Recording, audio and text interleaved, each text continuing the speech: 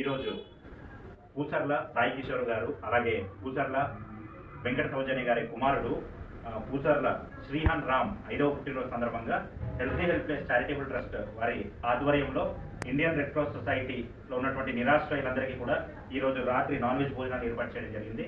కాబట్టి మన ట్రస్ట్ తరఫు నుండి అలాగే షెల్టర్ తరఫు నుండి కూడా బాబుకి పుట్టినరోజు శుభాకాంక్షలు తెలియజేసుకుంటున్నాను. ధన్యవాదాలు.